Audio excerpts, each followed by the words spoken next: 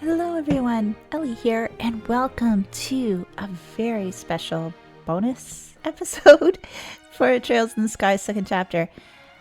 I feel like reading some books.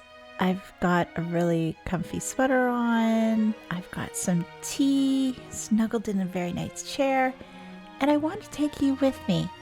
So, what we're going to do is we're going to read the Carnelia series. Now, what I'll do is I'll split these videos into little separate sections so that way it's a little bit easier to digest, and that way as well it'll be a little easier on my voice. So let's get started. First, chapter 1, the Imperial Chronicle. I stood there, upright in front of the revolving door, scuffing the heels of my boots against the ground. Pulling slightly on the collar of my trench coat, I dropped my chin and gazed at my partial reflection in the curved glass. Aside from my short-cropped hair, I wore a modest-looking double-breasted leather raincoat and a pair of special order steel-reinforced boots, both of which at first glance appeared to be the most common of common apparel. Yet, they were in fact much more than the naked eye could detect. My ordinary, average appearance, it was of just as much importance today as it had been on any other day in times past. Not far off, the sound of footfalls echoed rhythmically like the steady beat of a pendulum swinging back and forth, as the throngs of those coming and going moved quickly along the cobblestone avenue, enveloped and tinged silver by the morning mist. At times, the calling voice of a street peddler disrupted the steady flow, but as soon as the hawking cry faded away, it would resume its course. Each morning that I found myself setting foot in the Imperial City, I also found my surroundings to be unchanged and strained by the same somber tone of gray. Snatching up a magazine from the underarm of a street vendor, I tossed a few mira into the left hand poised expectantly behind his back. The Imperial Chronicle, the magazine I read so often that even the ink bleeds were familiar. Roughly flipping open its cover, I scanned the headlines along the top of its monochrome pages. Then suddenly, my breath caught in my throat. At the very bottom of the local news page, I found those letters, the sequence of characters which I had not heard nor seen in the time of that life-changing incident. My eyes instantly gravitated to the spot, and for a time remained fixated. Ein Silente. The very meaning of those letters became lost to my senses as I stood motionless, my gaze fixed on the same line of text until it seemed to coalesce into a single blotch of ink. After a few seconds of blank comprehension, my vision settled, and I wrenched my eyes to the beginning of the article. As I began to read, my memories verged on a single point in my past, and then slowly started to run in reverse, heading for that fateful event 3 years prior when this name was first introduced to me. It was on an afternoon all those years ago, on a day not unlike this one, where the capital was overshadowed by its typical gloomy aura. I was a little younger than now, a 22-year-old boy who stood silently in front of the boutique door as usual, double-checking his appearance before lightly treading over to Mick's Imperial factory. It was on this day that it had been arranged for me to receive a new job from Mick, the shop owner himself. Although he was a drab, middle-aged man, I, being the orbman enthusiast that I was, had found myself as one of his new regular customers. I headed down a dank alleyway, and after passing through a particularly rotten wooden gate, I could see the soft glow of the flickering orbital light just outside the entrance of the factory, whose structure was halfway below the street level. I first began receiving jobs from Mick about the time when the dissension began to occur in the society over the 100 Days' War. It was during this period that relations between the Liberal Kingdom and the Empire were at their worst. and the importation of ornaments had become almost non-existent. Conspiring with the underground elements and planning a smuggle operation, Mick made me out to be his accomplice in crime, for the job which I had received by his hand was none other than that of the courier.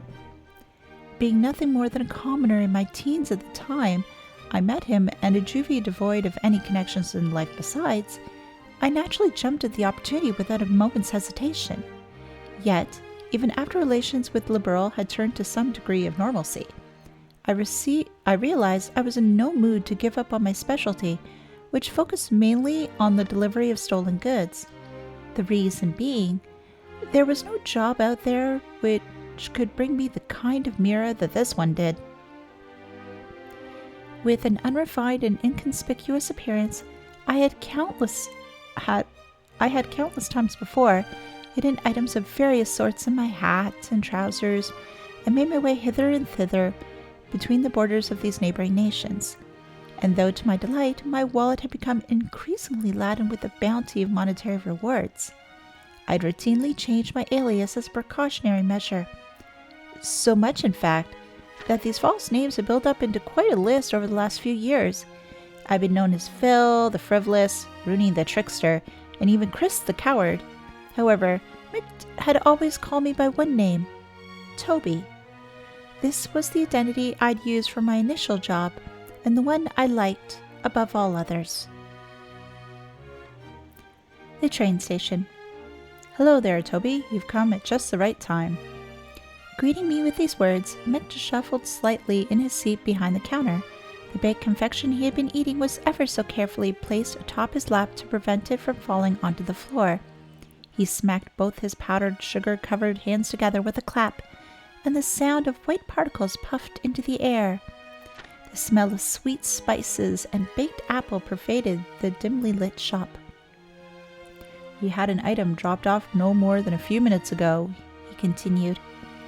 Turning in his seat, Mick reached back and snatched up something wrapped in old magazine paper from off the shelf, tossing it to me. Knowing full well I wouldn't get any sort of answer, I asked anyway. "What do we have this time?" Laying out my railway and airship tickets, Mick ignored my question and said, Make sure this gets the same place as always."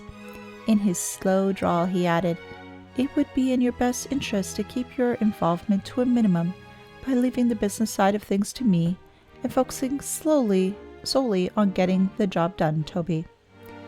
He leaned back in his chair and let out a deep sigh, the balls of his fingers kneading the bags under his eyes.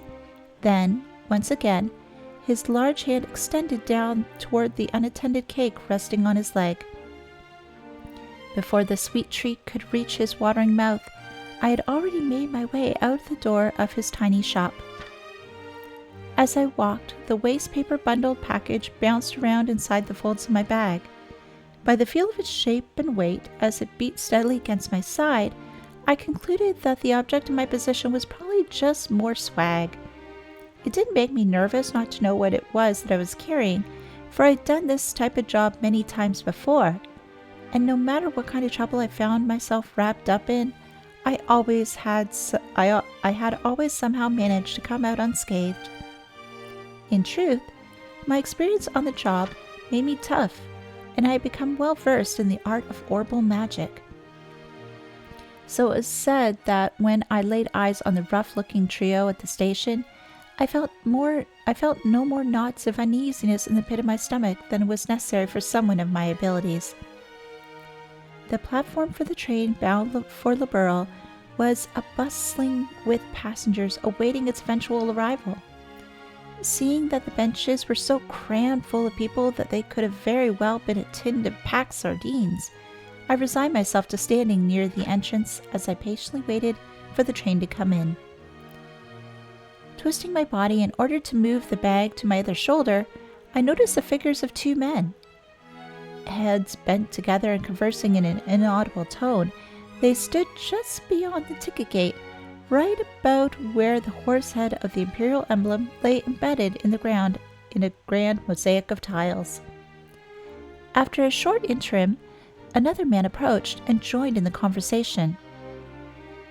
From my own perspective, this was one ragtag group, as I certainly couldn't have given a passing grade to based on looks.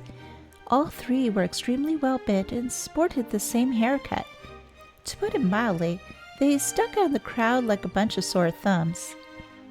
Making sure to avoid eye contact with them as they glanced in my direction, I slung my bag back onto my shoulder and ever so calmly reached my hand in my pocket and ran the tips of my fingers across the surface of my orbment. A woman's voice reverberated within the walls of the station, notifying the passengers that the train had arrived. The low rumble of an orbital engine could be felt in the distance, and after a few moments, a large vehicle was seen rolling up onto the shoulder. I muttered to myself, "All is well," but the sound of my voice was drowned out by the din of the message machine. Brakes screeched, and a flash of black light reflected off the surface of the giant iron beast as it came sliding in across the rails. The immense vibration in the air emanating from the moving locomotive as at its epicenter let me know that the orbital engine had been put into full reverse in order to decelerate and bring the train to a grinding halt. While being shoved to and fro by the waves of impatient travelers flooding out of the waiting area, I was swept towards one door of a passenger car. As we passed by the conductor, I caught another glimpse of the ticket gate. The men who were once there were now gone, and the only thing that remained was the profile of the horse, made of the glossy tiles, glaring back at me in a shade of deep crimson. Representative of the Septian Church. The train barreled on, almost flying through the thick veil of fog. Droplets of water splattered against the window glass, extending out like transparent veins, and continued to wriggle back and forth under the pressure of the swiftly passing wind. Placing the temple of my head against the glass, I stared blankly at the tickets in my hand and rubbed two of them together between my fingers. I'd be traveling by train into the border city, as far as its imperial cousin, and then to the reach of Liberal Kingdom, where I'd have to transfer to an airship. Both my tickets were first class, but not the highest seats available. The passenger car was nearly full at capacity, but for some particular reason, nobody had seated themselves in the space next to mine. As I mused about the empty seat, it occurred to me that Mick may have purchased a spot ahead of time, leaving it vacant on purpose. There was no doubt in my mind that he was being paid handsomely to make sure this job was done, and done well. "Will you be traveling to the Liberal Kingdom, sir?"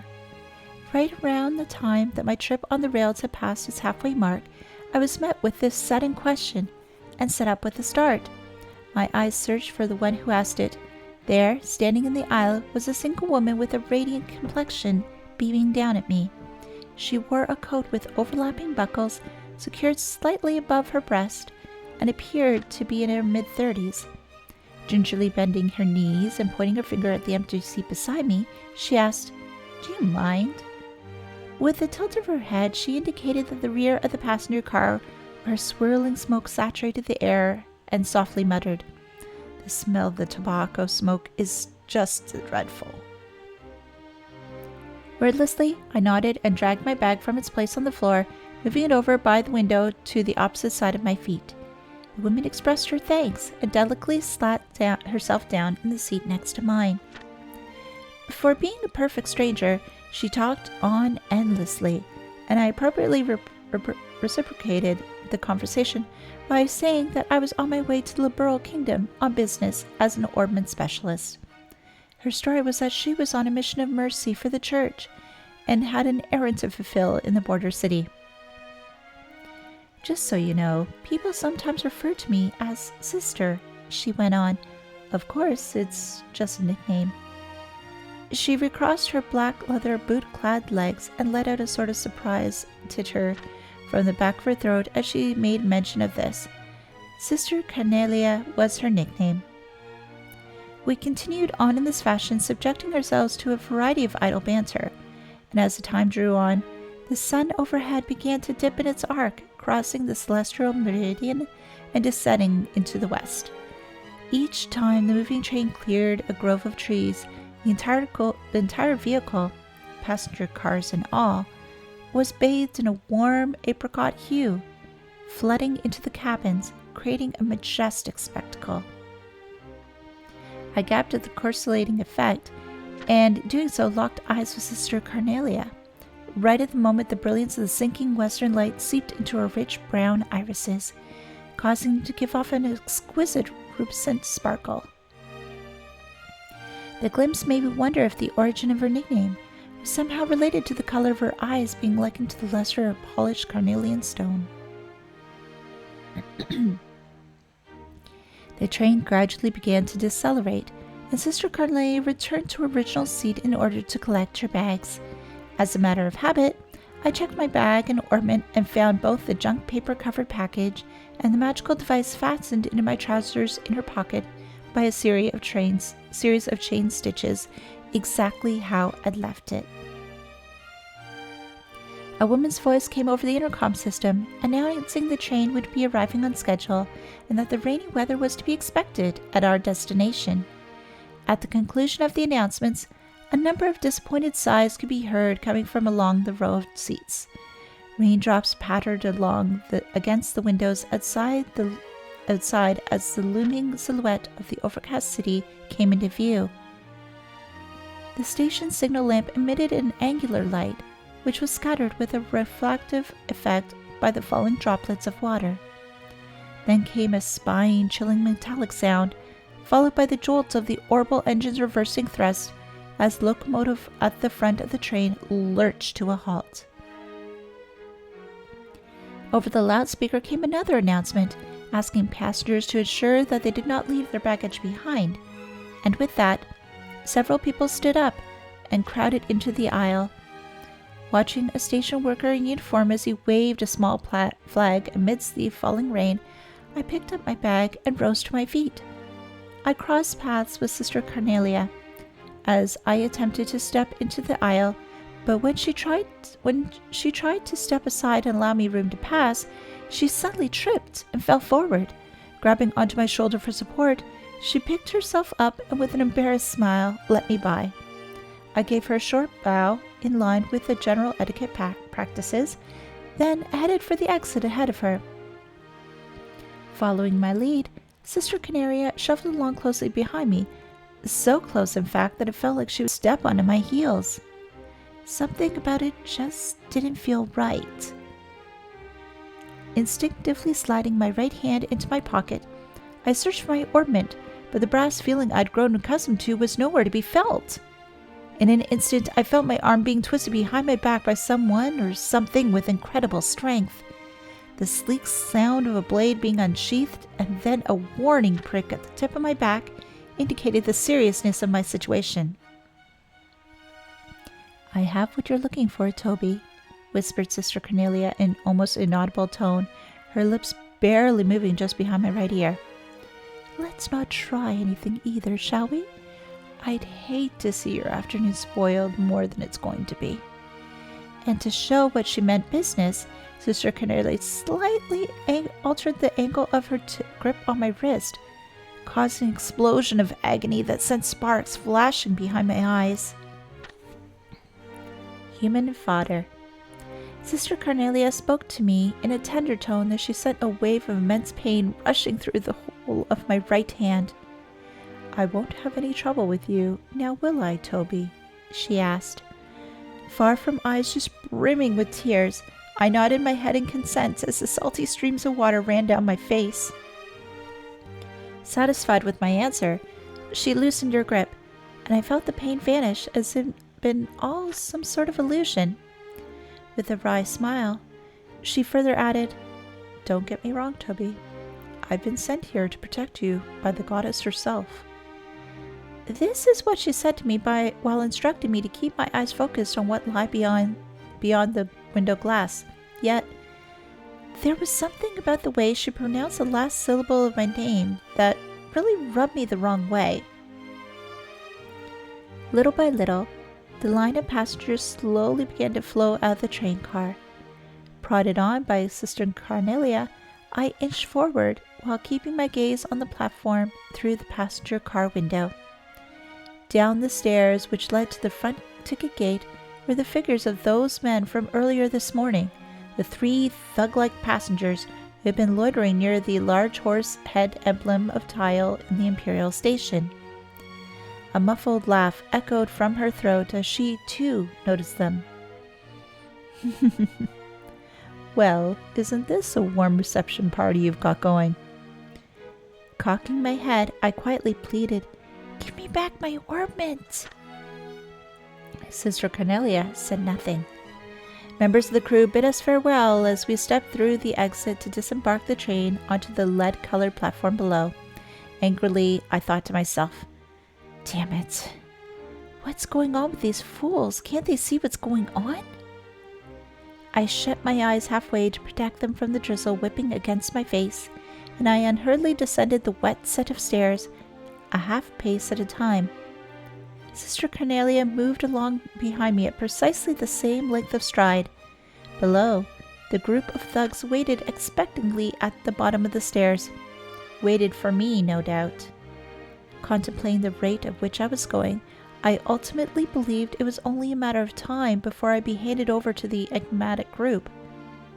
I caught sight of their soured faces in the distance between us grew smaller and felt the heat of my left hand tightly gripping my bag grow in intensity until my palm began to sweat profusely.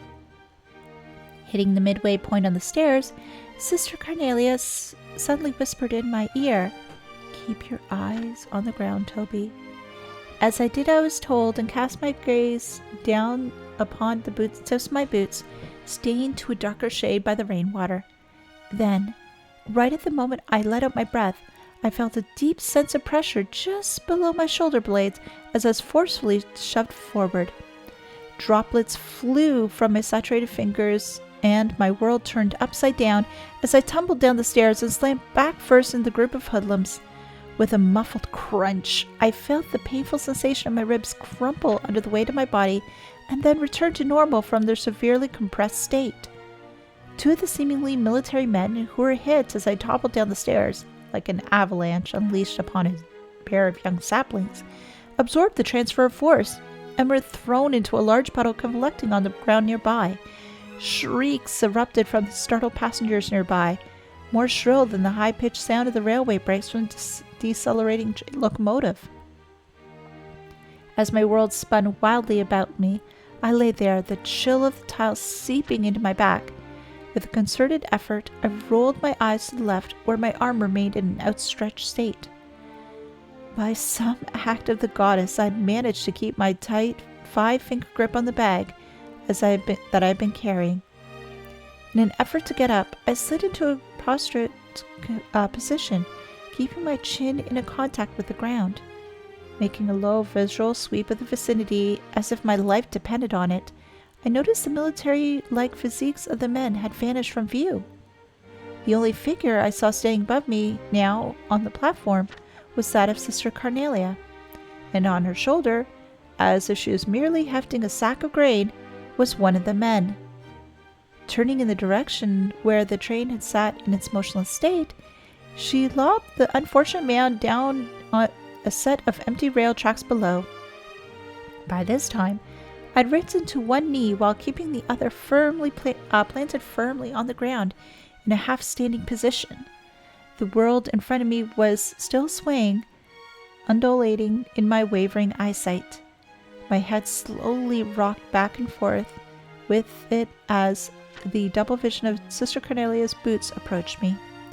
Then, with a strong grip, she tugged on my hand.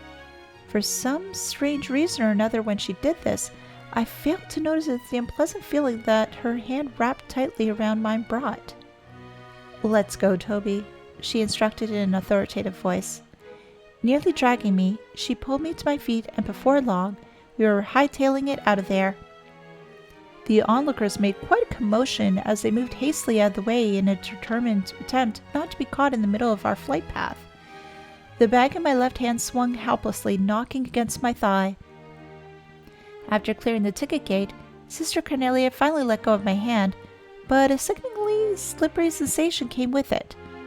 Looking over at her, I realized that the stomach-churning, slimy feeling on my hand It came from the bright red blood which stained both of hers.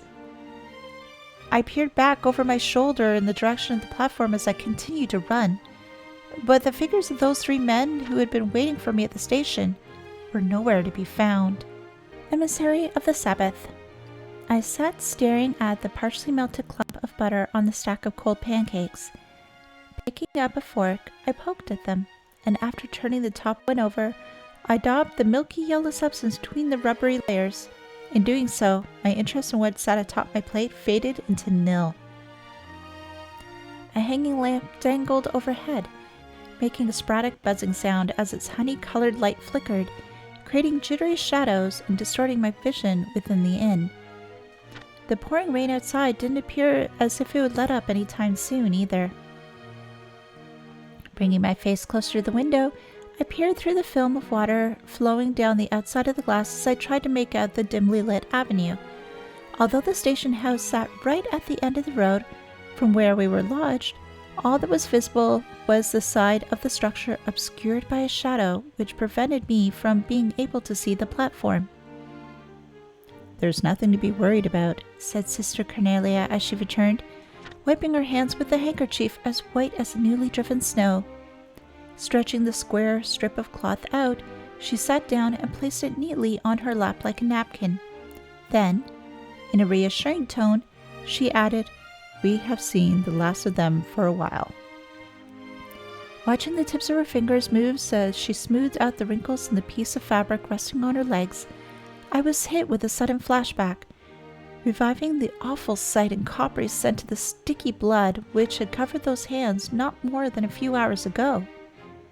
"How can you be so certain?" I asked, still having more than a few reservations.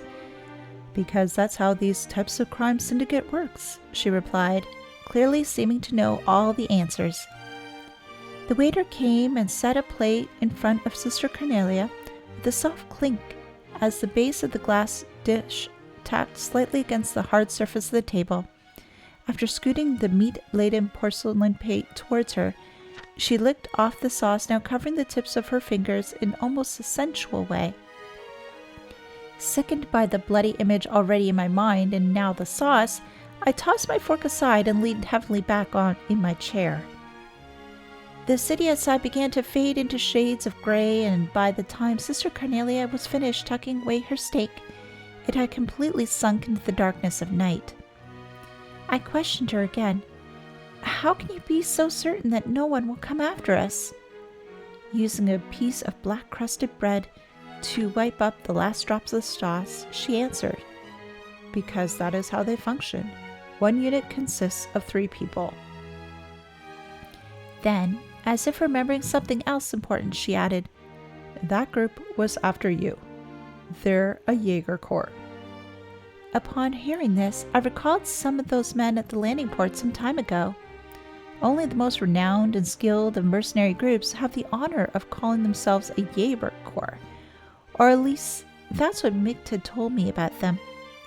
They were soldiers of fortune who were said to relentlessly follow the flow of Mira wherever it happened to lead, and they would stop at nothing to get it, even if it meant spilling blood.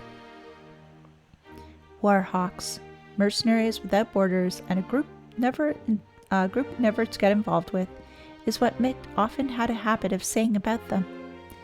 Instinctively, I slid my foot forward and checked the location of my bag with the tip of it. "It's quite simple, really," Sister Carnelia explained as she reached for her dessert. "You, Toby, are carrying something that's apparently got a lot of people on edge, and someone's hired a Jaeger Corps to take you out." "But it's not me they're after. It's what I carry." "It's all the same," she retorted, as she gulped down her cup of tea in a single breath. "They're going to kill the carrier before they even think about searching the contents of his bag. A butcher kills a cow before someone grills the steak, not the other way around." Lecturing me all the while, Sister Carnelia took a glossy tallow-handled knife in hand and sliced it into her apple pie. The powdered sugar sprinkled on the flaky crust danced under the golden light. I felt a stabbing pain of guilt race through me, just above my gut.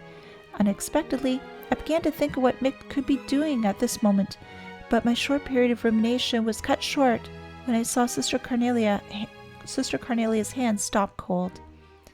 Glaring into the darkness, eyes focused and intent like a hunting dog's, she tossed something shiny onto the table and eventually rose to her feet. There it was, my ornament. Where are you going? Where are you going? Without pausing to answer my question, Sister Carnelia expeditiously fastened the buckle of her coat. You've got good taste, Toby. One at a time, she set her heels on the chair and tightened her boot laces. Using the full capabilities of that ornament is no small feat. I think even most bracers would be in for a real surprise if push came to shove with you in the ring. Growing ever more impatient, I asked again, So, where is it exactly that you're going? That's none of your concern, came the answer. Suffice to say, I'll be seeing you again on the morrow. And with that, Sister Carnelia disappeared through the door of the women's restroom. As if exchanging places, two other men entered the restaurant. They walked directly to the table at which I sat and stood before me. Flashing the emblem on his chest and without making any sort of eye contact, one of the men said, We're with the Bracer Guild. I apologize for disturbing you in the middle of your evening meal, but you need to come with us. Ascertaining the inner workings, my ornament, emptied bag, and package wrapped in old magazine paper were laid out neatly on the table in front of me. The bracers sitting opposite me gazed alternately at my face and the items at the table as if trying to gauge my reaction to them. Constantly rubbing his chin between his fingers, it appeared to me as though he were making an effort to display his right hand snugly fit within a leather gauntlet. I had been led to the second floor of a lodge by the two men, and then, after they painstakingly checked the layout of the floor, I was taken to the farthest room from the stairs. It occurred to me that the reason for use of the makeshift space was due to there being no guild branch nearby. The first man to sit in front of me was the lanky one. He told me his name, but I soon forgot which one was Clayton and which one was Pavel. About the time I'd finished being frisked, the brazier wearing the gauntlets, Clayton or Pavel, whoever it was, returned and whispered something into his partner's ear. It seemed as though they were trying to locate Sister Carnelia, but was having no luck. After much probing on the subject of her and the Jaeger Corps, and after relating everything I'd heard from her on the train, I turned the conversation around and, playing the role of the victim, inquired into her past history, though, strictly speaking, I guess I was in fact a victim. Her name is Selenet. Ein Selenet. Read aloud the lanky bracer from the pocketbook he held just below eye level. Originally a constitute member of a Jaeger Corps, her present affiliation activities are unknown. In short, added his partner pompously, she's not the type of person any upstanding citizen should be getting involved with. He reached out his gauntlet-clad hand and picked up the object bundled in scrap paper. Checking my reaction all the while, he unwrapped the paper, lying it out flat in the center of the table. Its contents turned out to be a lump of metal ingrained with a sort of clay-like substance. I blurted out, I was on my way to a research institute with the item when everything happened, and then threw in the address of some non-existent client for good measure. The bracers took notes, making sure not to leave out any of the details of our conversation. Then, to dispel any lingering suspicions, I agreed to stay the night with them, under their watchful eyes for the night. The next day, I also found myself inclined to go along with them to the nearest guild branch in order to file a report about the events that happened at the station, but I had no qualms over the matter. My greatest concern at the moment, after all, was not running into any more trouble. I awoke as the sun came up over the horizon and day broke. With the advent of a peaceful morning, I sat up in bed and breathed a sigh of relief. The bracers who stood guard the previous night were no longer present in the room, but the sound of their voices could be heard echoing in the hallway beyond the closed door. Slipping my arms through the sleeves of my jacket, I felt a sharp pain in my right elbow, which brought back vivid memories of the woman from the day before. Suddenly, a feeling of uneasiness came over me, and still half undressed, I began adjusting my orbment. After opening its black cover, I used a thin piece of tanned doeskin and started plucking out the quartz installed in each slot. It didn't take but 5 minutes to insert them each into different slots and rearrange their configuration, with a set of light magic as my base. One by one, I replaced each screw until finally the metallic panel was back in place and a feeling of calmness set in. I rolled back over into bed. It was at that time that a tall woman, appearing to be a maid, opened the door carrying a basin of hot water for the sink, with which guests could shave and wash their faces. After placing the small steaming tub on the table, the woman went quietly about her daily task of removing the bed linen.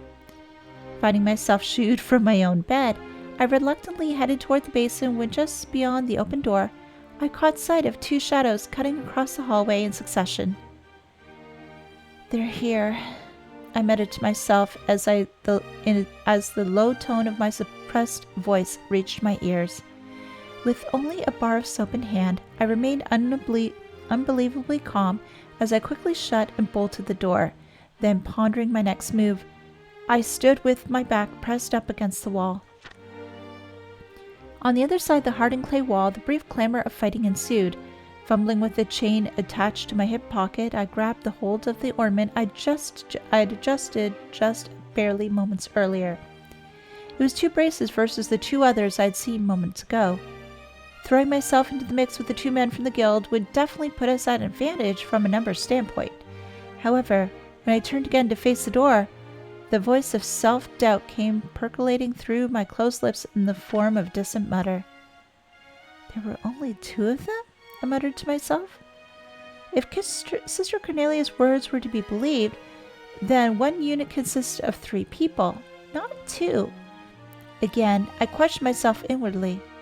Then, where's the 3rd? The hair on the back of my neck stood on end as I realized my plight. Something swung down off the top of over the top of my head, catching me around the neck, and the next instant I was flung to the ground. From the corner of my blurred and spotty vision came the inexplicable view of a woman with demonic bloodshot eyes standing over me, trying to wrench the very life out of me. With every twist of the sheet she had wrapped tightly around my throat. Clutching my orbment in hand, I activated it and fired off a burst of magic while lying half asphyxiated on the wooden planks of the room floor. The destructive vortex of compressed air sliced deeply into my hip, but at the same time caused the woman to double over before forcefully blowing her into another part of the room. Sheds of swirling linen, flecked and sprayed with the fresh blood, blasted out of a gaping hole in the wall where the closed window once stood, leaving nothing behind but shards of broken glass and a frame rent beyond all repair.